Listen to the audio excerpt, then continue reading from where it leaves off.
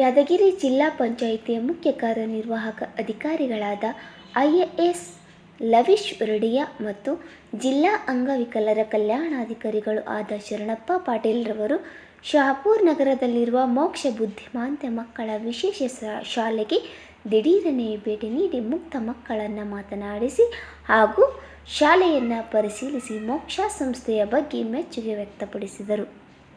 ಈ ಸಂದರ್ಭದಲ್ಲಿ ಸಂಗೊಳ್ಳಿ ರಾಯಣ್ಣ ಯುವ ಘಟಕದ ಅಧ್ಯಕ್ಷರಾದ ರಾಯಪ್ಪ ಚಲವಾದಿ, ಸೀನು ನಾಶಿ, ಜಗನ್ನಾಥ ಒಗ್ಗನವರು, ಪರಮೇಶ್ ಧೋರನಹಳ್ಳಿ, ಮಲ್ಲಣ್ಣ ತಿಪ್ಪನಹಳ್ಳಿ, ಸಿದ್ಧಾರ್ಥ್ ತಿಪ್ಪನಹಳ್ಳಿ, ಬಸವರಾಜ್ ಅತ್ತಿಗೋಡೂರು, ಮರ್ದಾನಿ ಸಾಲದಾಪುರ್, ಅನಿಲ್ ಕುಮಾರ್ ಹನುಮಂತರಾಯನಗೌಡ ಶಾಖಾಪುರ್, ರಾಯಚೂರು ಸಂಸ್ಥೆಯ ಮುಖ್ಯಸ್ಥರು ಹಾಗೂ ಸಿಬ್ಬಂದಿಗಳು ಮುದ್ದು ಮಕ್ಕಳು ಉಪಸ್ಥಿತರಿದ್ದರು. ಇದೇ ವೇಳೆ ಪೊಲೀಸ್ ಇಲಾಖೆಯಲ್ಲಿ ಸೇವೆ ಸಲ್ಲಿಸುತ್ತಿರುವ ಕಲಬುರಗಿಯ ಮಲ್ಲು ತಿಪ್ಪನಹಳ್ಳಿ ಅವರು ತಮ್ಮ ತಾಯಿಯವರಾದ ದಿವಂಗತ ನಿಂಗಮ್ಮ ನಟೇಕರ ತಿಪ್ಪನಹಳ್ಳಿ ಇವರ ಸ್ಮರಣಾರ್ಥವಾಗಿ ಮೋಕ್ಷ ವಿಶೇಷ ಮಕ್ಕಳ ಶಾಲಾ ಮಕ್ಕಳಿಗಾಗಿ ಸಂಗೀತ ಅಭ್ಯಾಸಕ್ಕೆ ಸೌಂಡ್ ಸಿಸ್ಟಮ್ ಕೊಡುಗೆಯಾಗಿ ನೀಡಿದರು.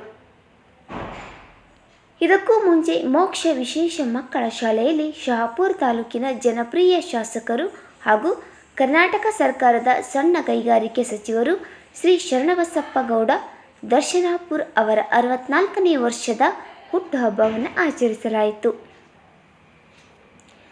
ಮುಗ್ಧ ಮನಸ್ಸಿನ ವಿಶೇಷ ಮಕ್ಕಳು ಕೇಕ್ ಕತ್ತರಿಸುವ ಮೂಲಕ ದಣಿವರಿಯದ ನಾಯಕ, ಅಭಿವೃದ್ಧಿಯ ಹರಿಕಾರ, ಹಾಲಿನಂಥ ಮನಸ್ಸಿನ ಶಾಸಕರು ಶರಣಬಸಪ್ಪ ಗೌಡ ದರ್ಶನಾಪುರ್ ಸಾಹೇಬರ ಅನುಪಸ್ಥಿತಿಯಲ್ಲಿ ಅವರ ಹುಟ್ಟುಹಬ್ಬವನ್ನು ಸಂತಸದಿಂದ ಆಚರಿಸಿ ಅವರಿಗೆ ಶುಭಾಶಯಗಳನ್ನು ಕೋರಿದರು.